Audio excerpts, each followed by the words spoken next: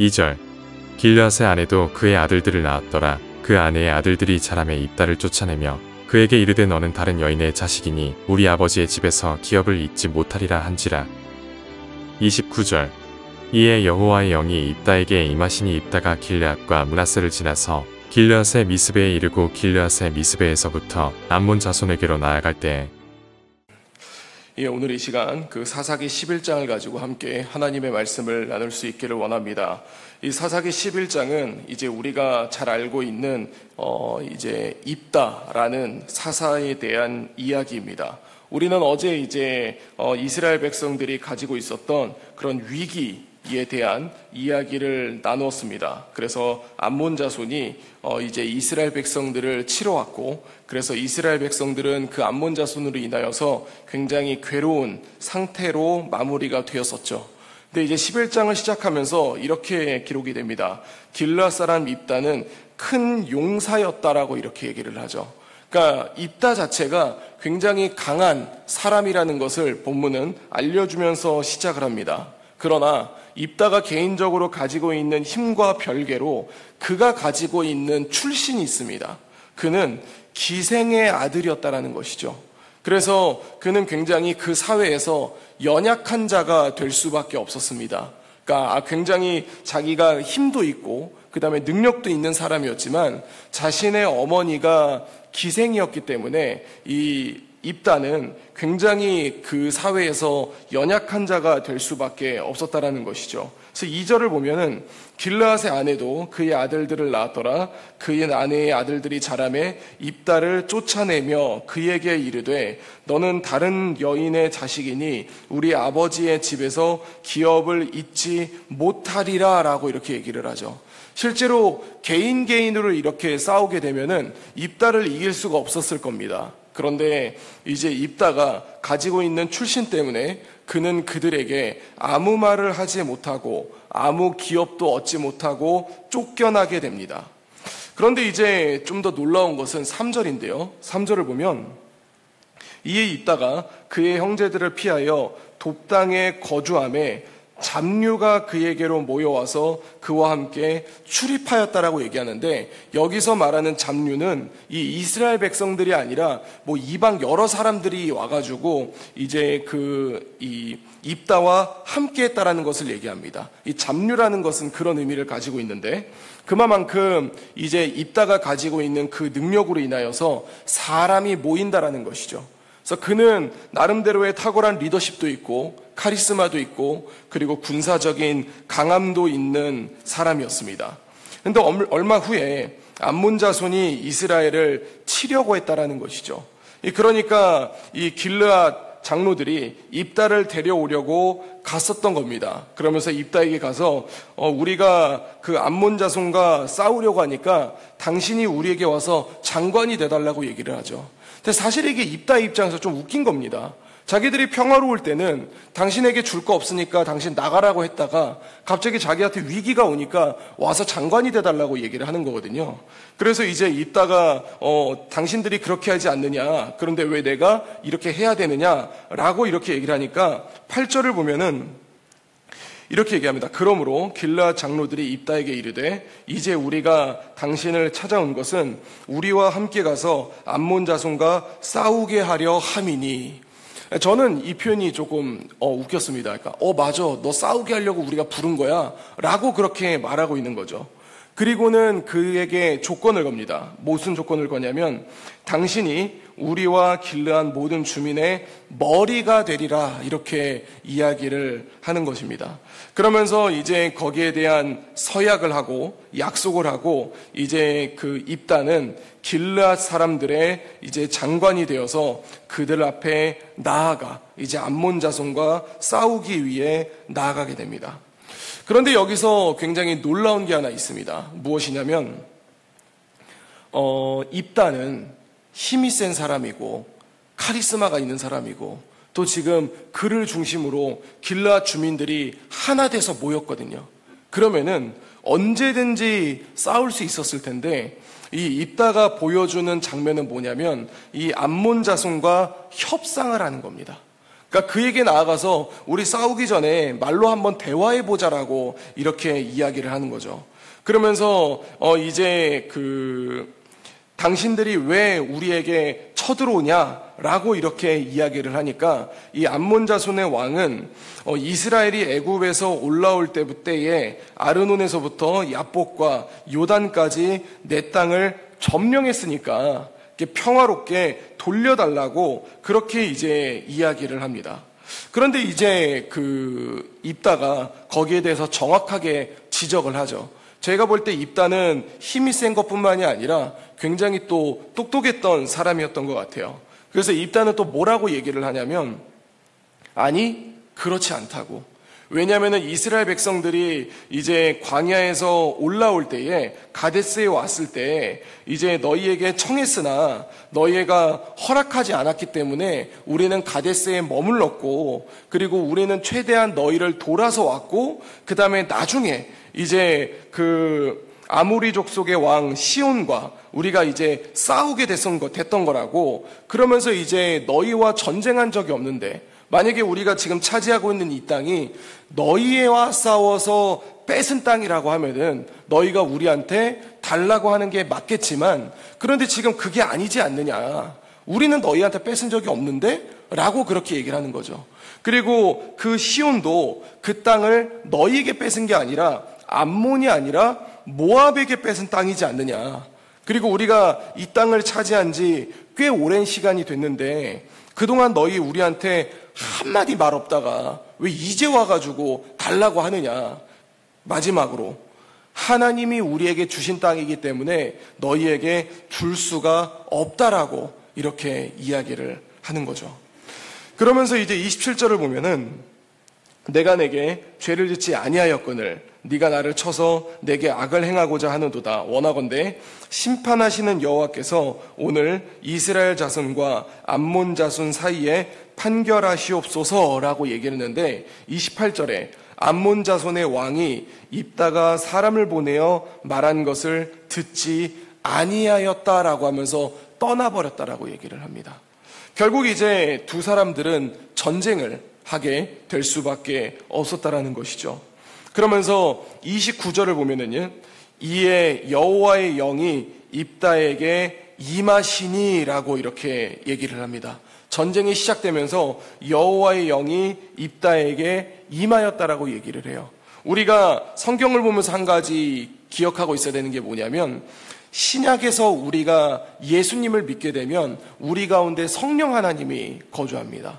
그런데 구약에서는 아직 예수님이 오시기 전이기 때문에 우리처럼 성령 하나님이 우리 안에 내주해 있는 상태가 아닙니다.